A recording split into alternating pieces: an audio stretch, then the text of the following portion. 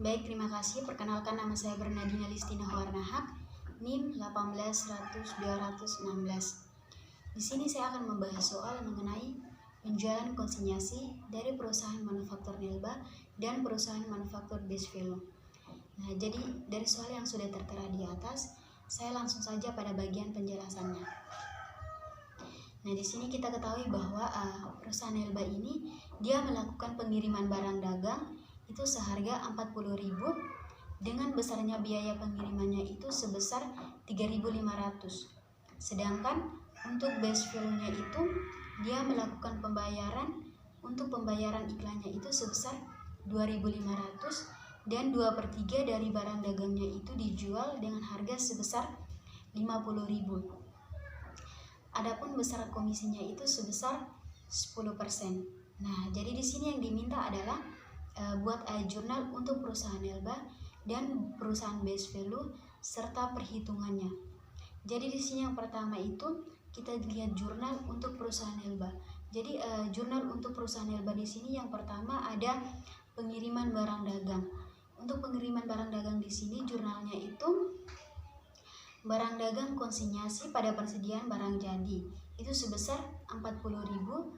Untuk barang dagang konsinyasinya itu di bagian debit dan 40.000 untuk persediaan barang jadi itu di bagian kredit.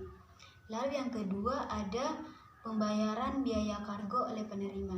Jadi jurnalnya itu barang dagang konsinyasi pada kas itu sebesar 3.500 untuk barang dagang konsinyasinya itu di bagian debit dan 3.500 untuk kas itu di bagian kredit.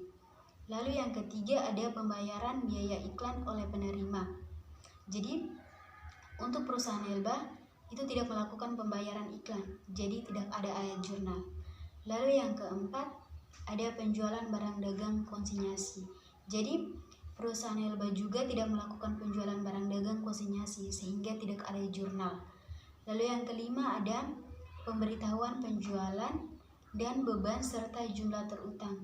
Jadi untuk jurnalnya itu ada kas, beban iklan, dan beban komisi itu di bagian debit, pada pendapatan penjualan konsinyasinya itu di bagian kredit. Lalu untuk kas itu besarnya sebesar 42.500. Untuk beban iklannya itu sebesar 2.500 dan untuk beban komisinya itu sebesar 5.000. Untuk pendapatan penjualan konsinyasinya itu sebesar 50.000. Jadi mengapa kasnya itu sebesar 42.000?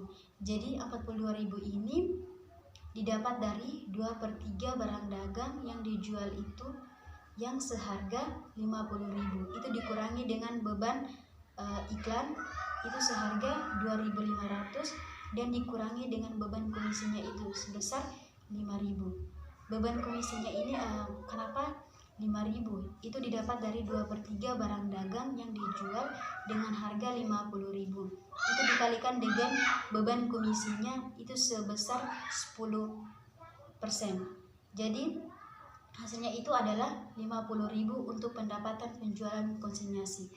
Lalu yang berikut pada bagian terakhir atau pada bagian ke-6 itu ada penyesuaian persediaan barang dagang konsinyasi berdasarkan biaya penjualan. Jadi untuk jurnalnya itu beban pokok penjualan pada persediaan barang dagang konsinyasinya itu sebesar 29.000. Untuk beban pokok penjualan itu di bagian debit dan 29.000 untuk persediaan barang dagang konsinyasinya itu di bagian kredit. Nah, 29.000 ini itu didapat dari 2/3 barang dagang yang dijual itu dikalikan dengan 40.000 ditambah dengan 3.500 yang merupakan biaya pengiriman. Jadi itu hasilnya adalah 29.000. Lalu yang berikut adalah kita lihat untuk jurnal perusahaan Base Value.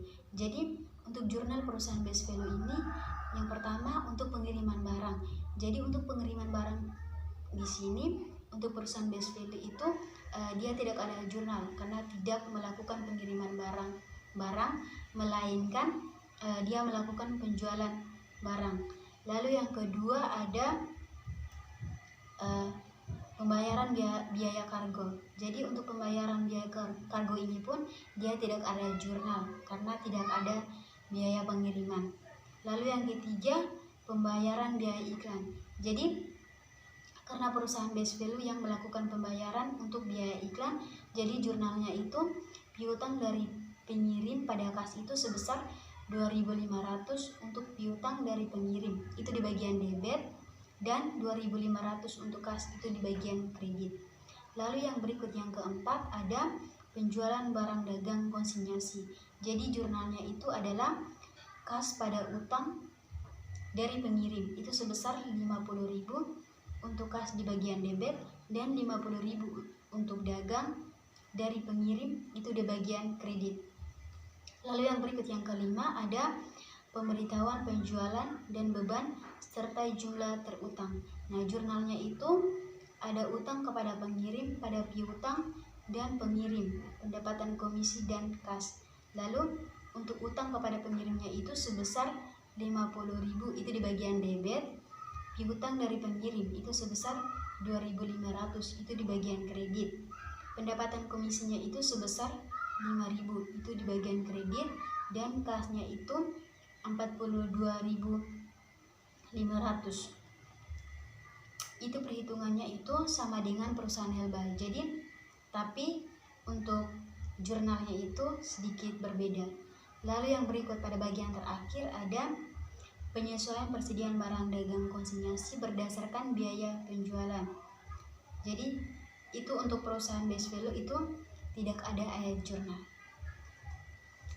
Baik, ini sedikit penjelasan dari saya. Mungkin ada kekurangan, mohon dimaafkan. Sekian dan terima kasih.